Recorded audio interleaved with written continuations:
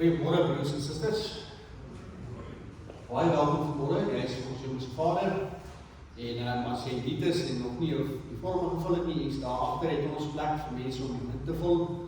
En baie welkom aan almal van julle. Ons het weer tee en koffie na die tyd, so julle is genooi om te kom tee en koffie geniet.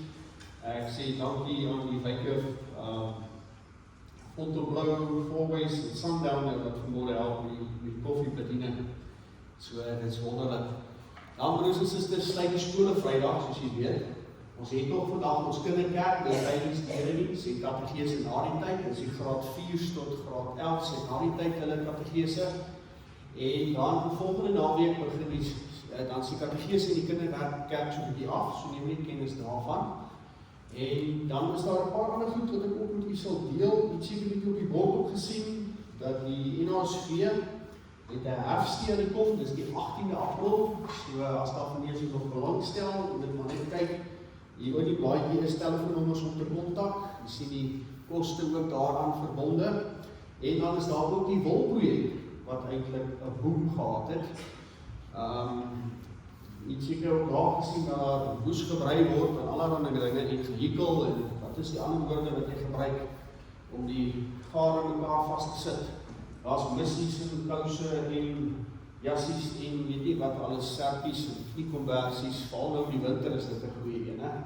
En ons het op Facebook baie belangstelling, mense het die bloute uitgedaan en gesê, ons skenk vir julle wol, kom haal dit asseblief. So gaan ek met my Jory en al gou die wol, so daar is nogal groot belangstelling buite kan die gemeente ook. So dames, baie mooi en sterkte, en die dag ook die advertensie gesien, dat hulle elke eerste Saterdag as ek dit reg het, dat hulle by mekaar kom om hier in die sitkamer saam te kuier en patrone te deel en te brei en dis meer. Elke eerste Saterdag van die maand, so jy maar net kennis.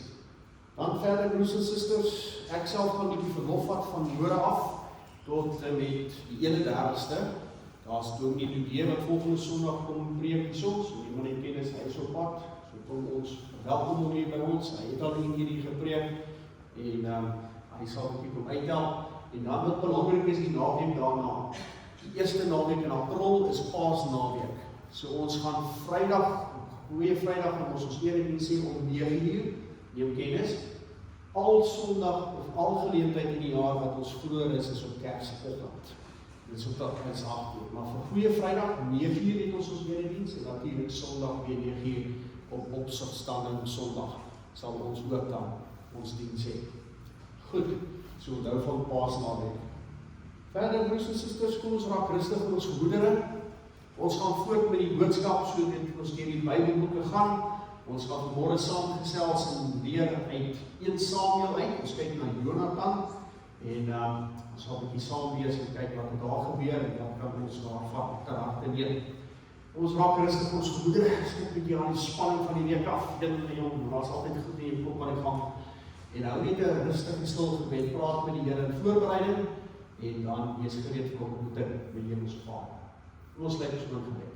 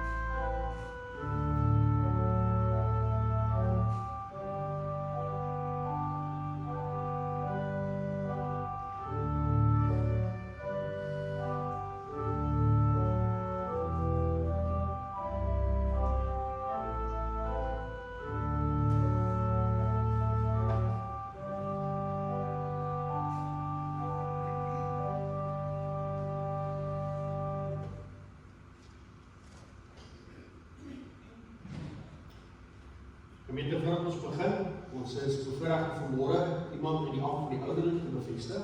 Die laaste gemeentevergadering is Ansie van Stam voorgestel en ons sal dit ook in eerdiens hanteer.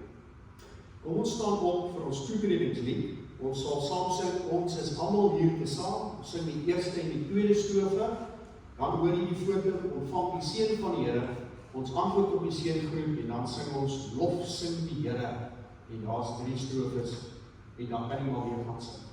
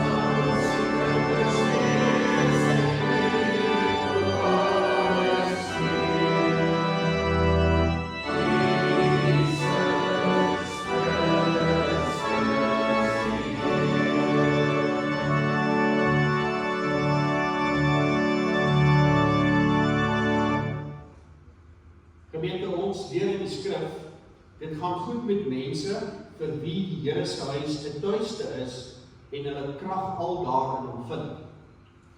Genade, barmhartigheid en vrede van God die Vader en van Christus Jesus ons Here. Amen. Kom ons antwoord op die seëngroet, kom ons sing, lof sing die Here.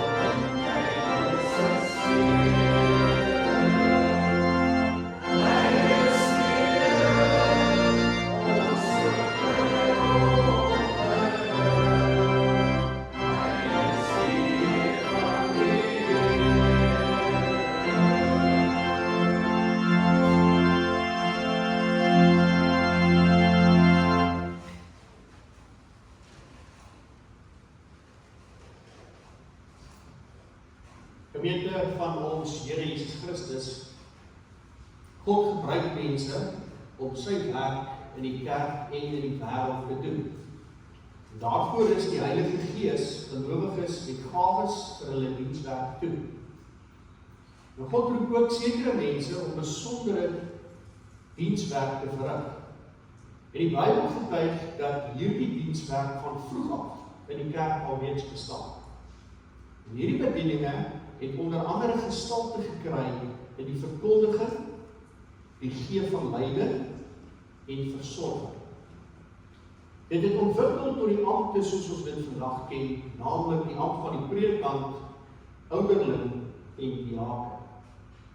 Om hulle amptswerk te verrig, behoort ouderlinge en diakens die woord van God ywerig te bestudeer, eredienste getrou by te woon en in toewyding aan God te lewe.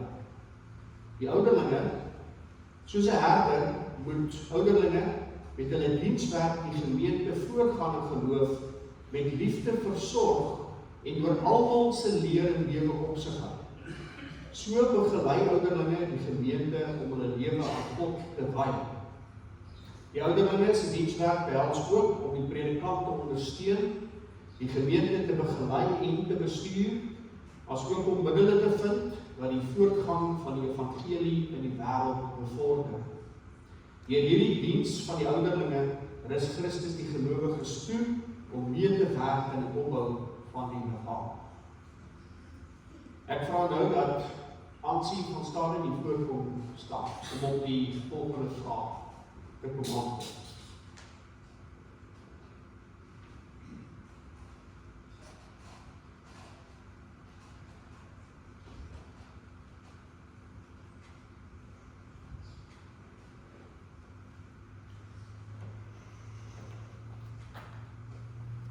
Nou geliefde suster, God het u deur sy gemeente geroep om die dienswerk wat aan u voorgehou is te verrig. En voordat u as ouderling bevestig kan word, moet u eerlik op die volgende vraag antwoord. Glo u dat God u deur die gemeente tot hierdie dienswerk geroep het en glo u dat die evangelie alles wat vir ons verlossing nodig is, bekend maak, soos belig in die belydenis, en beloof u om hierdie werk getrou en met toewyding te verrig en om deurlopend daaroor verantwoordelik te doen. Wat is jou antwoord? Ja. So mag die almagtige God u sy genade gee dat u in hierdie dienswerk getrou en vrugbaar werksaam mag wees.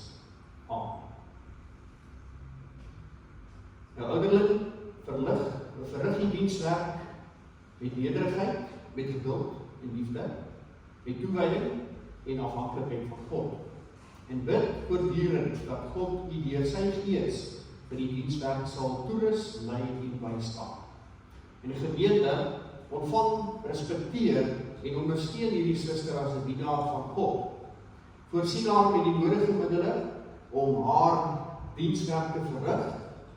Deur dit te doen sal ons in liefde by die waarheid bly en so in alle opsigte groei na Christus toe, die Here en die hoof van die kerk. Nou uit ons eie het ons nie die vermoë om dit te doen nie. So laat ons God vra om ons daarvoor toe te rus. Kom ons bly net so, kom ons sluit ons oë en bid ons saam. Ons Vader wat in die hemel is, ons dankie dat ons mag glo dat u self mense roep om in u diens te staan. En dankie vir die mens wat u geroep het om in hierdie gemeente te dien. Ons bid dat u altyd aan hierdie ouderling die gawes vir haar dienswerk sal gee. Versterk haar geloof, vervul haar met die liefde, skenk haar wysheid, besiel haar met die moed van oortuiging en gee haar onderskeidingsvermoë en maak haar mededeelsaam. En Here, gebruik haar liefdevolle leiding, versorging en diens, sodat ons in toewyding aan u sal lewe. En gee dat ons as gemeente mekaar sal lief hê en dra. Ons bid dit in die naam van Jesus Christus, ons verlosser en Here. Amen. Ek gaan net afbeweeg om jou geluk te wens.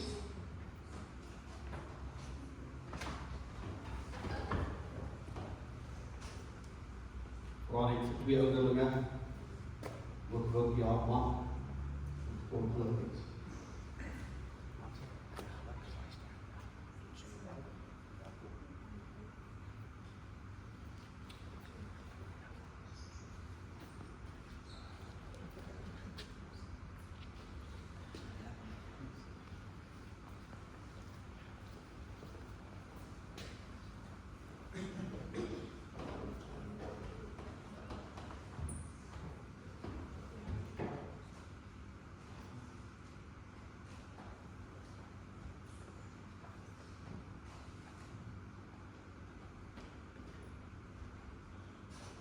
Gemeente, ons gaan dan weer opstaan en dan kan ons die volgende lied saam sing. U het die brood gebreek, ons sing die eerste en die tweede strofe daarvan in voorbereiding vir die aanbod van die teksgedeelte. En dan wil ek ook wees.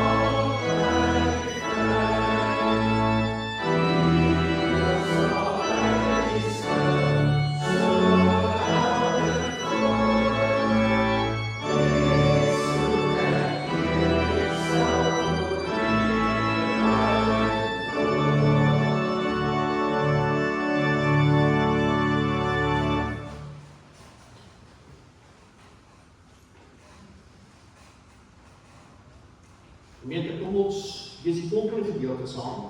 Ons gaan saam lees uit 1 Samuel 14 vers 1 tot 15.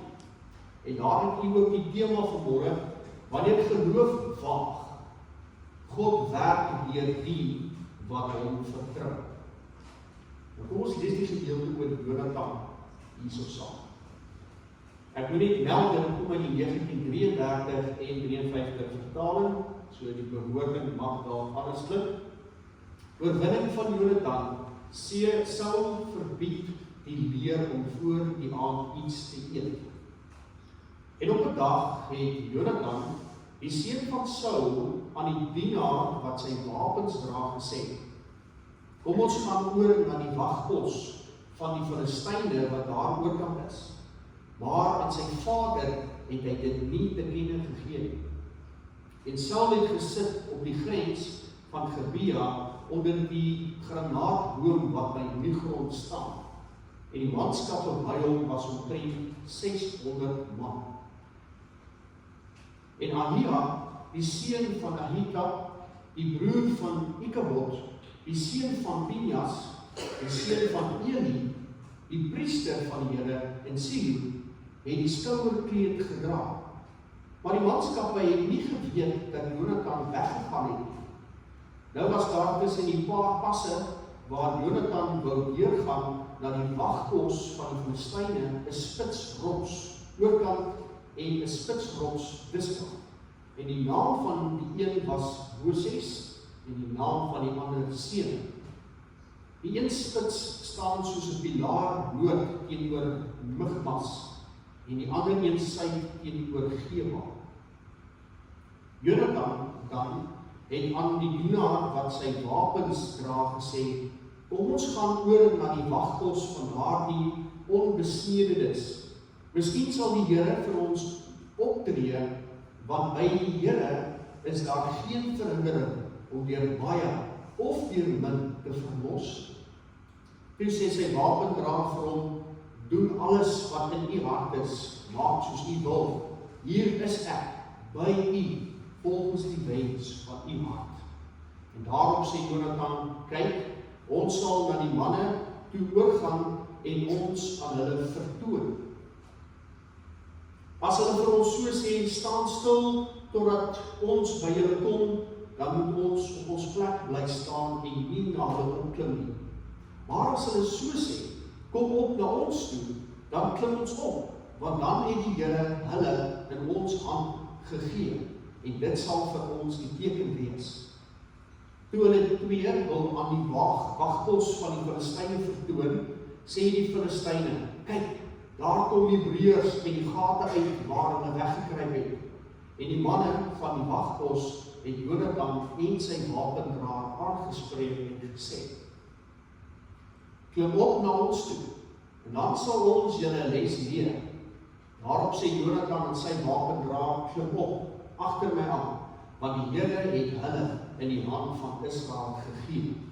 En Jonatan het op sy hande en voete uitgeklim, en sy wapendraer agter hom aan, en hulle het voor Jonatan geval, terwyl sy wapendraer agter hom aan van kant maak.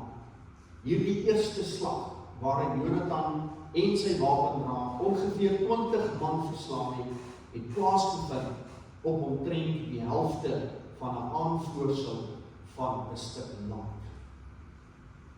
Toe kom daar 'n skrik in die laag, in die veld en onder al die manskappe, die wagpos en die roofkomando. Hulle het ook geskrik, ja, die land het gebewe, sodat dit 'n skrik van God geword het.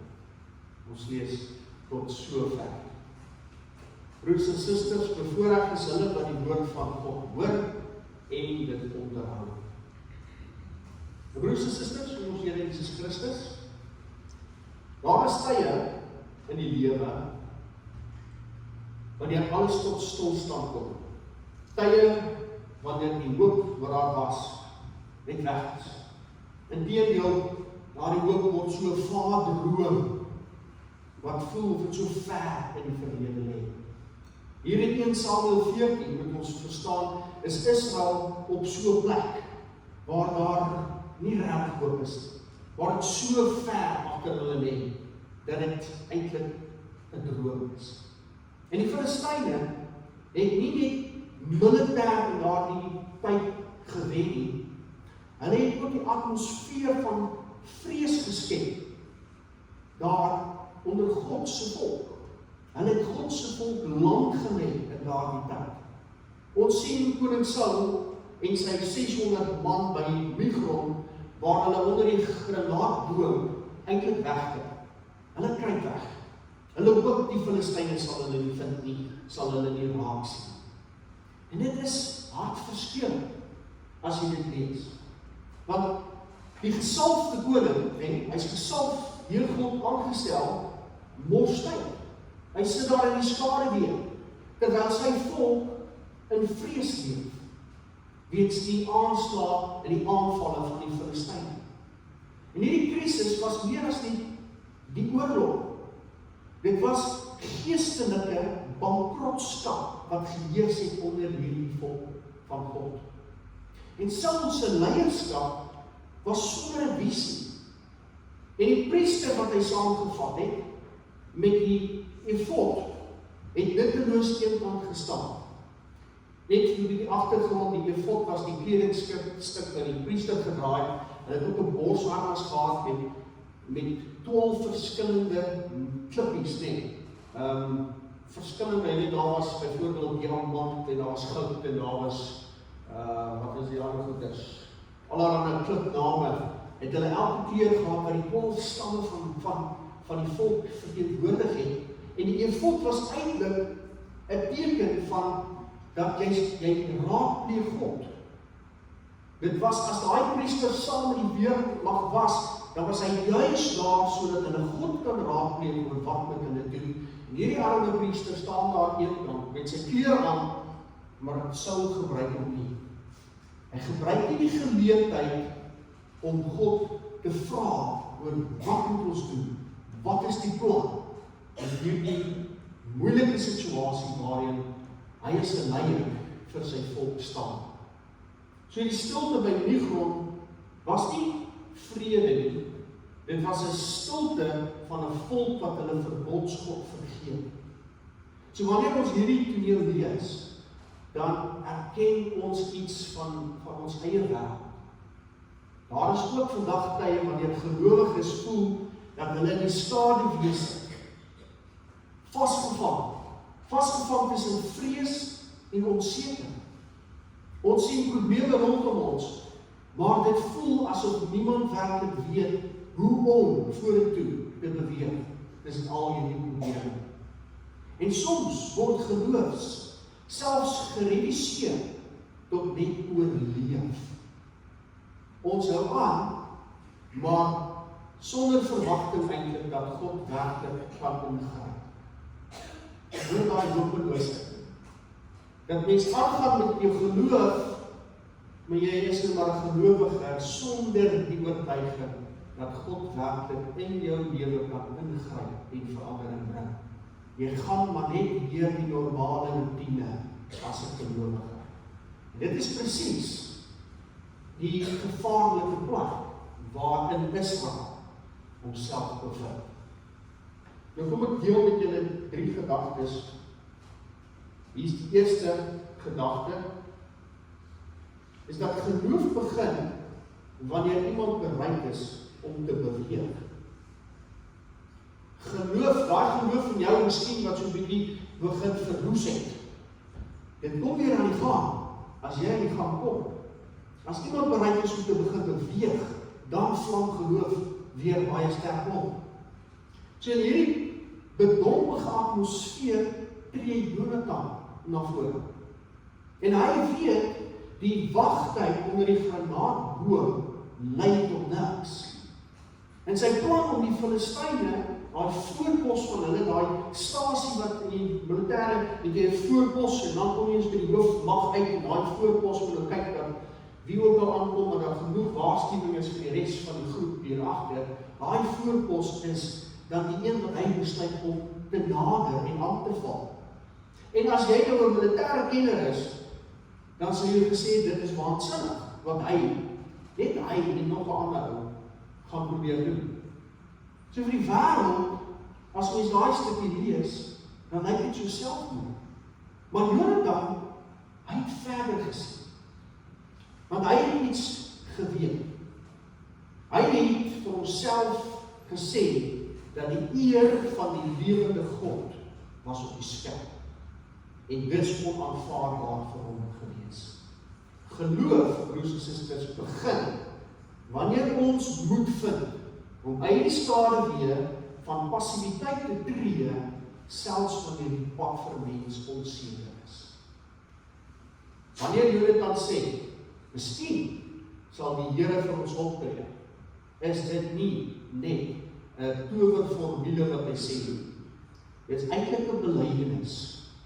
Dit is 'n belydenis wat hy maak, waar hy eintlik sê dat my eie onvermoë en die keuse om op God se soewereiniteit te vertrou, dis wat ek daarmee bedoel.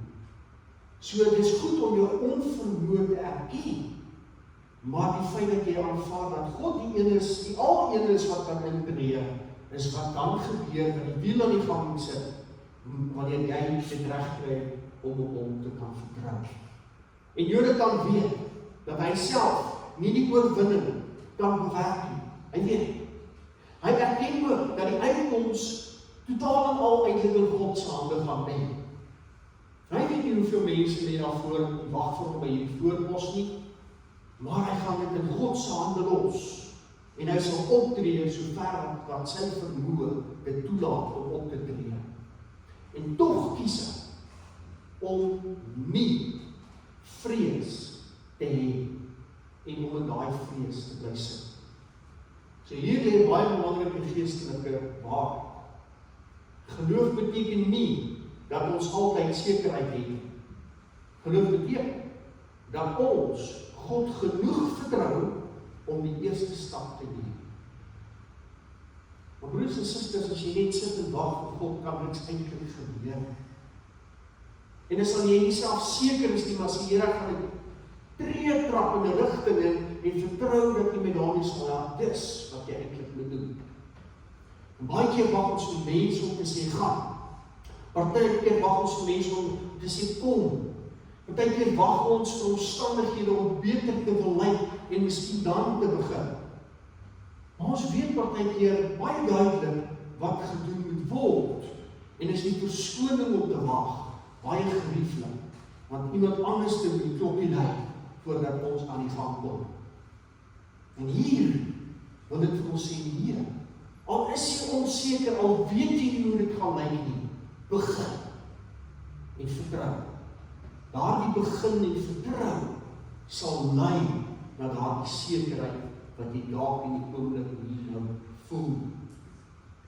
So God se mense moes eers beweeg voordat hulle die wonderwerk kon sien. Ons sien dieselfde beginsel op verskillende plekke in die Bybel. Toe Petrus uit die bootjie klim, op die water loop en sien vir Jesus, het hy nie al die antwoorde gehad nie. Hy het vir die Here geluister en Jesus gesê, kom. En toe kom hy.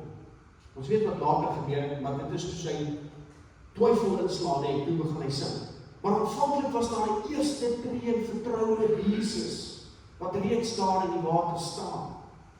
Hy het nie geweet wat om te doen nie, maar hy het gereageer op Jesus wat roep.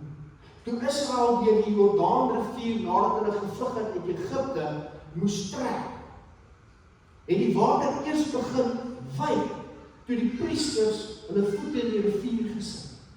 Toe beweeg dit en pad. Hulle het die eerste tree gegee, van lees weer, en staan daar. So God se mense, ek en jy, moet beweeg.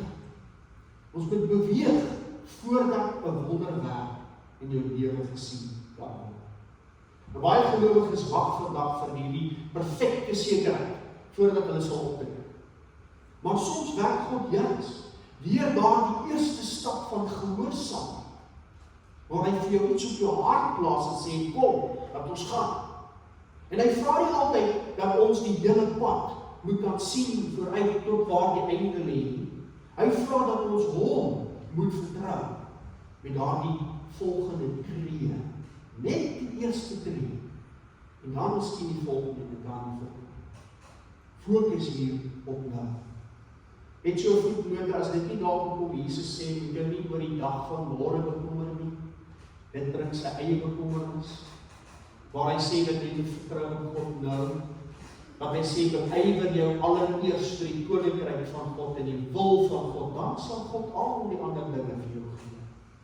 Sluit hierby aan, maar die eerste tree wat gelowige moet neem en vertrou op God se teenwoordigheid. Nou bring dit by die tweede gedagte, en dit lyk soos dit. Geloof groei wanneer gelowiges mekaar dra. Hoor mooi, jou geloof groei wanneer gelowiges dra. So Jonathan neem wie saam sy wapen dra. Nou in die antieke wêreld moet ons verstaan dat 'n wapendraer is nie net iemand wat die toerusting gedraai het vir die vegter nie. Hy was eintlik 'n medevegter. Amper soos 'n leerling en 'n assistent, wat as die geveg plaasvind is hy ook betrokke in hierdie geveg. En hy het langs Jonathan gestaan en hy het saam geveg. Met ander woorde, Jonathan het nie alleen gegaan nie. Daar was 'n vertroueling saam met hom. So in ons geloofsgemeenskap is hierdie konsep van 'n wapendra eintlik onontbreeklik. Hoe dikwels laat ons nie baie keer toe dat die lewe ons moed laat opgee. Daar is tye wanneer die stryd vir jou te groot voel en die uitdagings lyk partykeer vir jou te swaar. En dit is op daardie oomblik dat 'n mens nodig het om iemand te hê wat langs jou staan, of dat jy die iemand is wat langs iemand anders te staan. So 'n wapendraer is iemand wat vir jou bystaan, met gebed, met ondersteuning, wanneer die horison baie donker lyk. Dit is iemand wat vir jou sal sê, ek glo saam met jou dat God kan hierin werk. Dit is die liggaam van Christus in aksie, waar elkeen 'n rol speel, om die visie van die koninkryk lewendig te hou. Die antwoord van die wapendraer hier aan Jonathan is eintlik merkbaar. Hy sê, doen alles wat in u hart is. Ek is saam met u. Dis wat hy sê. So dit is 'n soort geloofsgemeenskap wat God vir sy kerk bedoel. Dis wat hy wil hê elkeen van ons moet verstaan en moet op reageer. Dat wat ook al in jou hart is, hier is ek is met jou, ek is saam met jou, my broer en my suster in die geloof. Dis God se prentjie van kerkwees. So in die Nuwe Testament lees ons hoe gelowiges mekaar moet bemoedig en hoe hulle mekaar moet versterk. Hebreërs 10 sê, ons moet mekaar aanspoor tot liefde en goeie werke. Paulus praat en hy vra en hy sê dat die kerk is 'n liggaam waar elke deel van daai liggaam 'n funksie het. Nou skiet die beeld dat hierdie is 'n liggaam van Christus. Hy is die hoof, nie ek nie, nie die kerkraad nie, maar God, die Here is die hoof. En ek en jy en almal is liggaamsdele daarvan. En hierdie liggaam kan net optimaal en sterk funksioneer wanneer elkeen sy deel bring. Wanneer jy ook vir die voet wys, jy ons moet hier langs loop, met die hand sê, wag, ek gaan help en kan ek daai vir ons op. Of miskien sal daai deel dit en daai deel dat doen, maar so funksioneer dit optimaal. Nie vir ons, ja ook vir ons op die ou einde, maar heel eerste tot eer en verheerliking van God se naam. Soms is jy die Jonathan wat die stap van geloof moet neem. Maar ander kere is jy die wapendraer wat iemand anders se moed moet versterk. Vir hulle moet bid, vir hulle moet aanmoedig, vir hulle sê, hou vas, byt vas, druk deur. Ek is hier en God sal altyd daar wees. En wanneer gelowiges mekaar ondersteun, gebeur iets besonders. Geloof begin vermenigvuldig.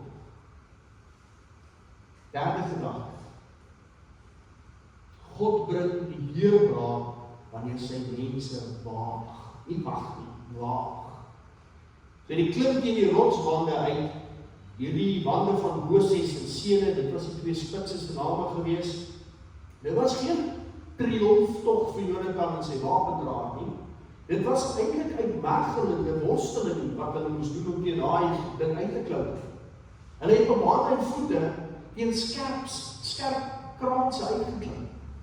So die naam van hierdie rotse beteken iets soos glad, doringagtig. Wat beteken dit was 'n moeilike ding wat hulle moes doen om teen hierdie stelte op te klim na die Filistyne toe. En hierdie detail herinner ons daaraan dat geloof is nie altyd maklik. Die pad van gehoorsaamheid is soms steil. Dat jy moet hande viervoet loop om te sorg dat hierdie geloof sterk staan wanneer dit werklik in die lewe moet tel.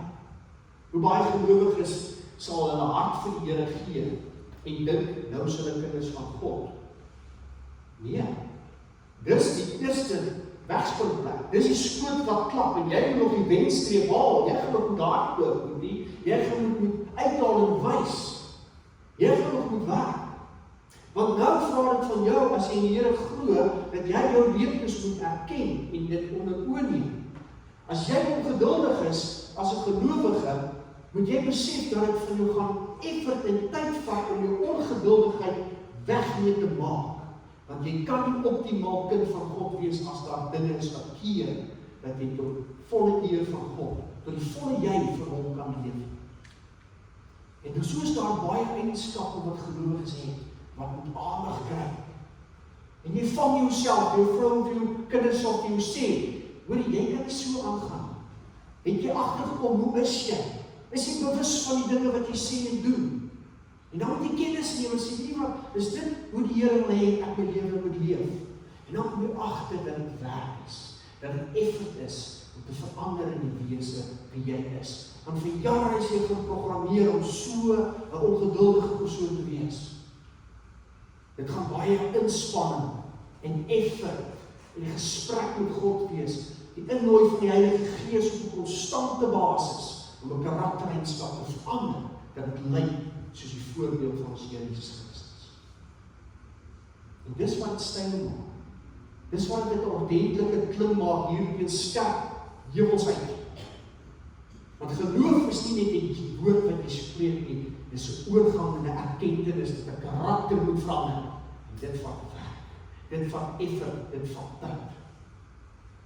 En dis baie belangrik, broers en susters, om maar te weet, as jy 'n kind van die Here is is die werk wat jy moet doen om 'n voorbeeld van God te wees, werk wat gedoen moet word. Want dit kom nie van self. Ja, daar's baie gemeenskappe, gelowige gemeenskappe wat sal sê, jy moet net jou hart vir die Here gee, halleluja, prys die Here, dis mooi, dis reg. Maar hulle sal nooit vir jou vertel dat nou moet jy reg, nou moet jy daai nou oprol, want daar's 'n karakter wat gaan verander. En dis wat ons moet hoor, dis wat ons ter harte moet neem. Want hier sien ons by Jonathan, dat hy wil die Here dien, maar hy gaan hier teen 'n styl moet opklim, om te sorg dat God se wil sal geskied in die bepaalde omstandighede waar dit nodig is. Dit gaan pyn wees, dit gaan ook swaar wees, dit gaan ook uit vermoë wees. Maar dan, as dit gedoen is, dan sal God se wil seëvier op 'n wonderbaarlike wyse. En dit het ons hier gesien. So die vyand word in verwarring gedompel. En hulle val mekaar aan, as Jonathan daar bo kom. Want dan lees ons hier, die skrik van God het op die Filistyne gekom. So in die antieke wêreld was aardbewings en 'n geskrik dikwels tekens dat 'n God ingryp. En hier wys die skrifgedeelte dat die Here self sy volk vir hulle veg. Jonathan en sy wapendraer het net die eerste stap geneem toe hulle die voorpos aangeval het en so 20 manne oorrompel het.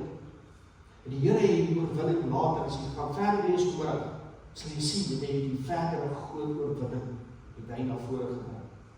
En hierdie skrik van God wat ons in die ou vertaling hoor, herinner ons aan die kruis van Christus. Die wêreld het gedink God is verslaan toe Jesus aan die kruis sterf.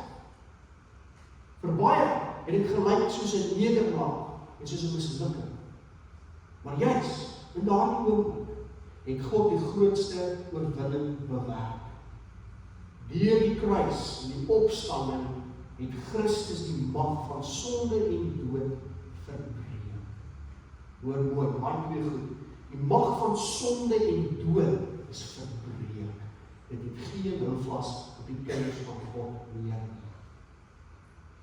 Broers en susters, waar roep God jou op te klim? Vandag is die vraag, waar is jou wapendraer?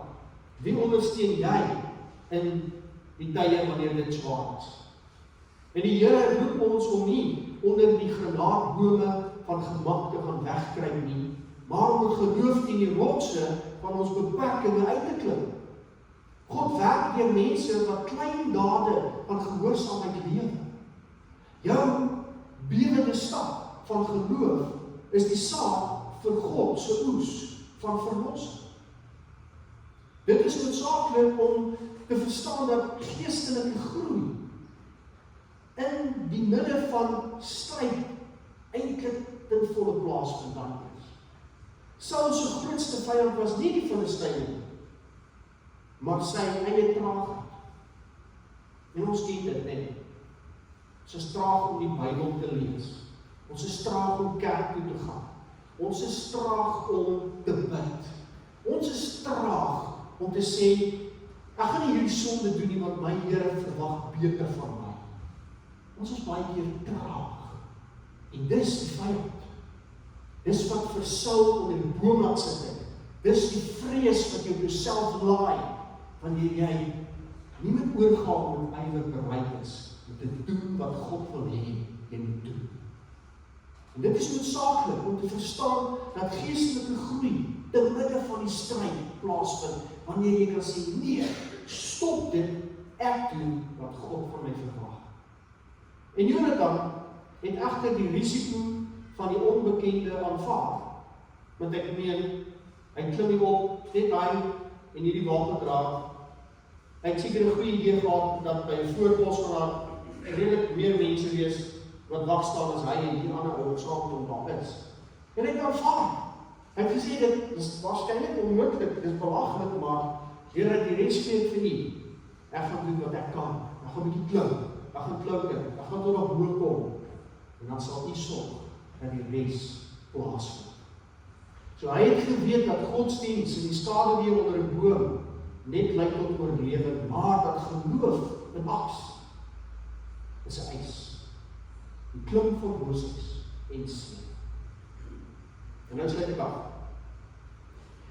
Die wapendraer is 'n beeld van die vriendskap wat Jesus ons bied. Hy bied daai vriendskap vir jou. Hy noem ons sy vriende. 'n Wapendraer deel in die risiko van die eer. Ons moet ons verhouding evalueer.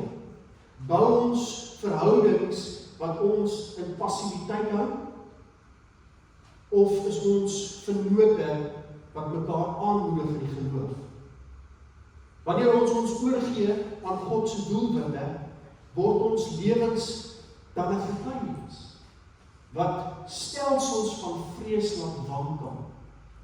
Die evangelie is nie 'n belofte dat ons nooit sal hoef te klim nie.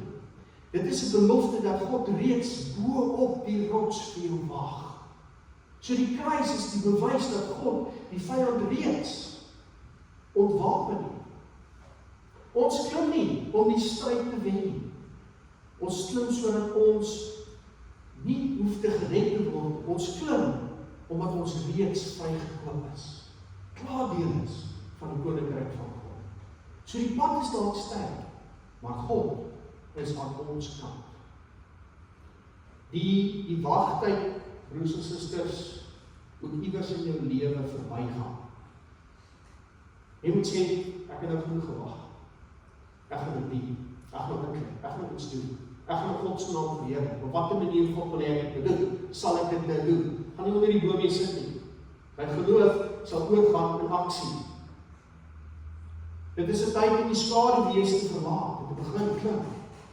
So laat ons opstaan, mekaar se hande neem en die lewe met die krag van God se Gees tegemoet gaan. Doen dit maandag, doen dit dinsdag, gaan doen dit woensdag, sorg dat jy dit donderdag doen, en vrydag doen jy dit ook saam met die Here, saterdag doen jy dit, en dan sondag sit jy hier en jy sê, Here, dankie dat jy saam met my in die week was.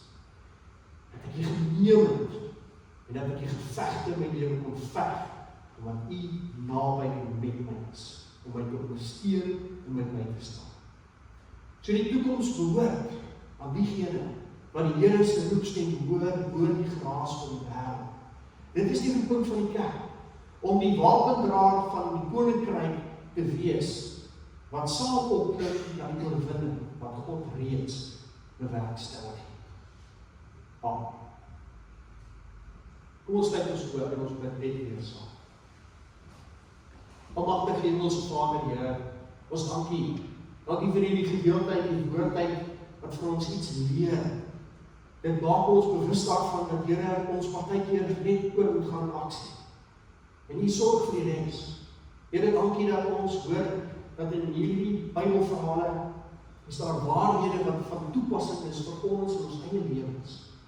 Here, dankie dat dit ons menswees versterk, ons karakters verander, en dat dit ons help, Here, om sterker te wees tot ereverheerliking van die naam. Here, wat 'n band met U maak die lewe anders. Dit herinner ons van die ewigheid waarvan ons deel is. Dit vat weg die vrees wat partykeer ons so passief kan maak. En ons is dankbaar, Here, dat ons in ons lewens elke dag kan waarneem.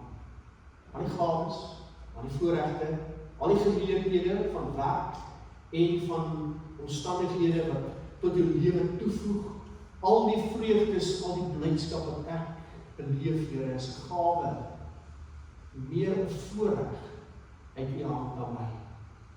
En Here, dankie dat wanneer dit taai raak en moeilik gaan, omdat nie almal op hierdie aarde vir U lief is en U glo nie, en omdat daar die liefdeloosheid my lewe beïnvloed, gaan ek U vertrou dat U saam met my sal wees om dit te kan deurstaan, te kan omkom, te kan deurkom, te kan oorleef, maar eintlik, Here, vrede kan vind met die wete dat hierdie bestaan wat ek het as U kind tot in alle ewigheid sal wees. En dat die uitdagings van hierdie dag en tyd aan die verbygaan is, en dat die koninkryk van God vir elkeen van die kinders wag. Here, dankie dat ons al hierdie voorregte kan erken en raak sien. Ons bid dat U ons sal krag gee wanneer dit swaar en moeilik is. Ons bid vir mense wat siek is, wat nodig het om te herstel en dat dit U wil is, Here, dat hulle dan sal lei daarna toe. Andersins, Here, gee vir hulle die deursettingsvermoë en wat ook al die siekte met hulle maak te kan teenstaan, te kan weerstaan. Ons bid vir mense in moeilike omstandighede, Here, dat U uitkoms en antwoord en oplossing sal gee op watter manier ook al. En ons bid vir onsself. Here, U wat ons harte ken, vir wie ons nie ons gedagtes en ons bedoelinge kan wegsteek nie. Ons bid vir onsself, Here, dat U deur die Gees ons aan die hand sal vat en ons die waarheid bly bekend maak om elke hoek te draai, sodat die waarde van U liefde vir ons 'n groter en 'n groter impak elke dag meer en meer in ons eie lewens sal kan hê. En Here, ons bid dat niemand ons het verdien nie, want ons weet ons ontvang het hierdie genade en die liefde van ons Here Jesus Christus. Amen. Hoe ons antwoord met ons slotsang, ons sing, kom, laat ons saam tot Jesus nader. Ons sing die eerste en die tweede strofe, ontvang dan die seën van die Here en dan eindig ons met die sin van die aand.